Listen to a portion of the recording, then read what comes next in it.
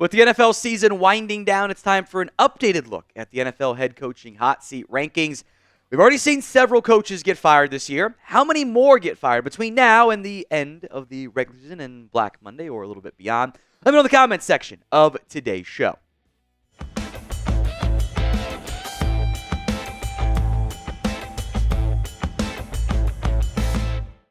Ten to 1 from least likely to most likely to be fired.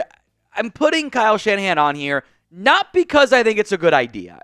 Most years we see, or maybe every other year we see, like a fan base turn on a guy that's done a really good job, and they're just mad. They're mad about the losses. They haven't had the year that they've wanted, and they just get a little bit frustrated. Look, it's been down here for San Francisco. It has been. There's no doubt about that. But Shanahan's a great coach. Firing him, I think, is a terrible idea. So special hot seat status for this one. Don't be stupid. Don't be stupid, San Francisco. Keep your great head coach. Make other changes. Change special teams coordinator. Maybe your DC again if you want. Don't fire Kyle Shanahan. Number 9, Shane Steichen of the Indianapolis Colts. He is exactly 500 in Indianapolis, and I think he's going to go 9-8, 8-9 again this year. Look, the handling of the Anthony Richardson thing was messy. It was poor. It which wasn't done right as far as I'm concerned. I don't know how much that was actually Shane Steichen. I feel like there was some ownership influence there. Given their schedule, I think the Colts finished the year pretty darn strong. So hot seat status should be safe. I'd be surprised if Indy fired Shane Steichen, which I think also would be a mistake. Number 8 on the list, Kevin Stefanski, the Browns head coach.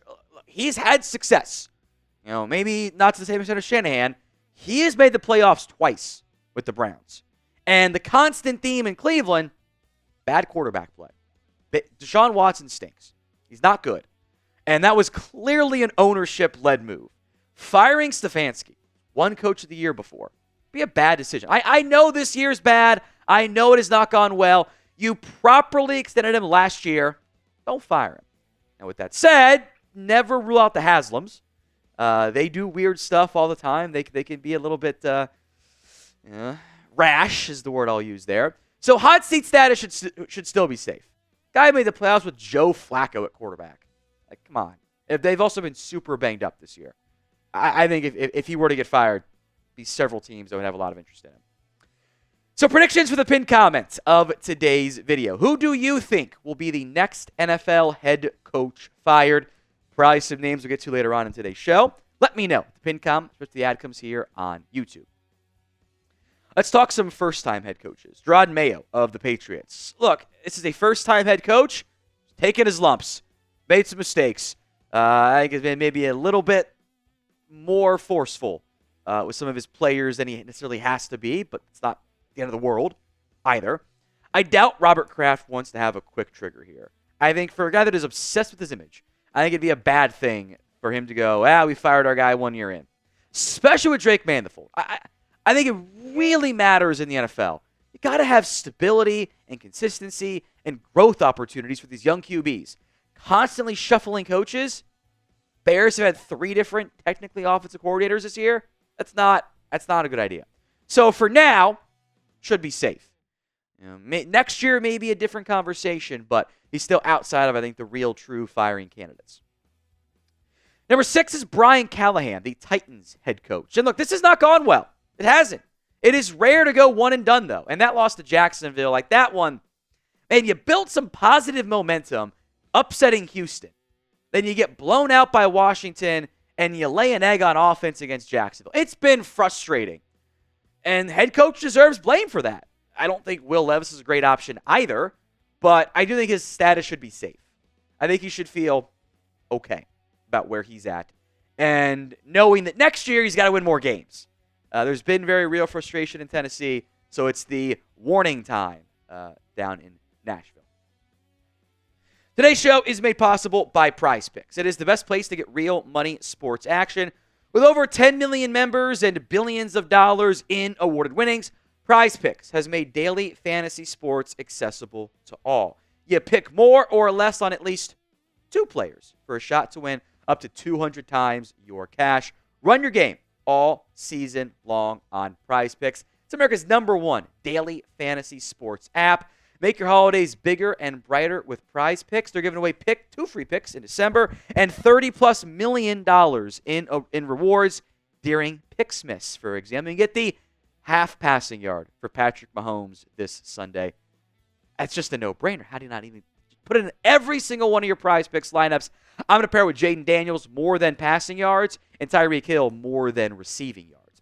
Download the Prize Picks app today and use code CLNS to get $50 instantly after you play your first $5 lineup. Link will be in the comments section and the description of today's show. The $50 is guaranteed. You don't have to win. Just once you play it, you get it no matter what, win or lose. PrizePicks.com/CLNS and use code CLNS. Number 5 is Zac Taylor, the Bengals head coach, who I do think, especially earlier this year, should probably have been on a hotter seat. The Bengals are somehow 2-7 in one-score games this year. You flip that record, this is the best team in football, one of the best teams in football. They're making a playoff run. They've lost, of those 7 games, like 4 or 5 of them by literally one play. A missed field goal, a pass interference penalty against the Chiefs, all kinds of stuff.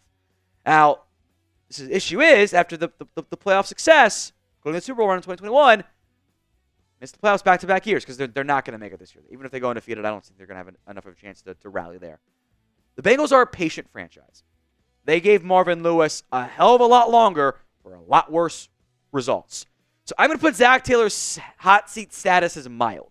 I know there are Bengals fans who want him gone. I empathize with you. I would be surprised if he gets canned. Let's go to the Raiders at number 4 on this list. Antonio Pierce is in his first year. The Raiders have fired too many coaches too quickly. They had the weird stuff with John Gruden. Josh McDaniels was an unmitigated disaster.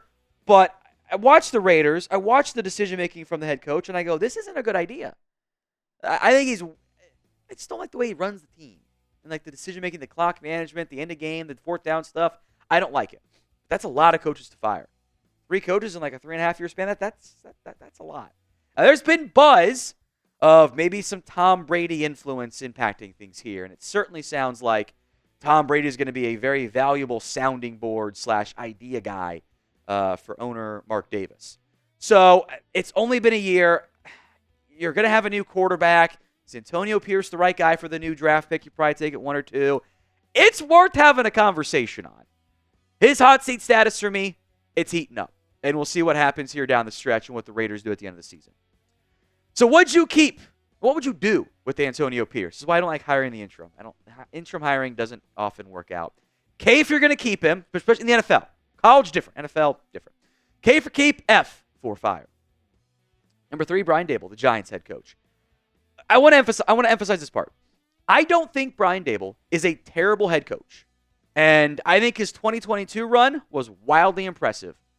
They've gotten worse in back-to-back years. I think Joe Shane deserves some blame here too. You're going to have a new head coach, or a new quarterback. Cam Ward, Shadur Sanders, take your pick. I know my boy Marshall Green wants Cam Ward. That's fine. I get it. I do want to acknowledge this as a concern. I do. Do you want to make the same mistake the Bears have made 3 times in a row? If you are going to put Brian Daboll on the hot seat entering next year, maybe you just fire him now. Because what I don't want to do is spend my number 1, number 2 overall pick on a quarterback, have Brian Daboll, Mike Kafka be there, have things go not great again, and then I fire him. And I have a new head coach coming in, and my quarterback has to learn another new offense. I don't like doing that. So I am almost of the extreme polar ends here. Extend them and give them 2-3 years no matter what, or move on now. And that's an extreme end. I acknowledge that. I think you have to consider it. All right, number 2, Mike McCarthy. And I know there are Cowboys fans who are terrified. Oh, Mike's going to come back. He's out of a contract. Making 12-5 runs with a playoff win or one and done wasn't good enough to get an extension. Why do we think him missing the playoffs this year, having a terrible offense, even when Dak was healthy, for the most part, and not winning games is going to get him extended now? I don't think it makes any sense. I think he's gone. Unless they make some unbelievably miracle run. They're underdogs against Carolina. The Panthers firing God demands a sacrifice. We might get one, whether it's him or Cooper Rush. The Cowboys have fought for Mike McCarthy. I'll give him credit for that. He's out of a contract. I do think this would be a different conversation if Mike had just been extended or if he had 2 more years left on his deal. His hot seat is on fire. And I know Jerry's been nice publicly. Season's not over yet. And they're not going to fire him mid-year. I get a lot of vibes to that final year from Jason Garrett. Jerry's saying all the right things. They might not even officially fire Mike McCarthy, but then they're going to be interviewing people while he's still in the building. Now, we will keep you covered on all the latest NFL head coaching updates as coaches get fired. We'll have videos for you. Hit that sub button so you don't miss out. Number 1 is Doug Pederson. And to be quite honest, I was genuinely surprised that he wasn't fired after the bye week. That when they got the absolute doors beaten off of them by the Detroit Lions, that he wasn't sent packing. Truly, I was. I thought, okay, this is it. This is the moment. Whatever. They didn't. They kept him around. And I thought maybe even after the Texans game, okay, this is it. This is the moment. They've kept him. Like they just say, okay, it's fine. You don't have to stay. We're not gonna fire you. That'll change at some point. He's not coming back. The Jags are terrible this year. And frankly, that win might have cost them Travis Hunter when it's all said and done, which is kind of funny. Pederson just hasn't done a good job in Jacksonville. Since that collapse in the playoff loss, this team has just fallen apart. They were on a hot start, fell apart last year, have never recovered. By the way, Jacksonville, I have one request. You've got to fire Trent Baalke. I don't understand how some of these GMs get such long leashes.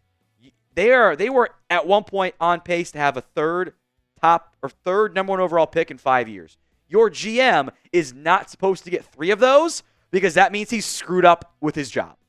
So Pederson's hot seat, it's on fire. He's not going to come back. I don't see how it happens. I think Pederson, McCarthy gone for sure, and probably at least 1 or 2 others as well.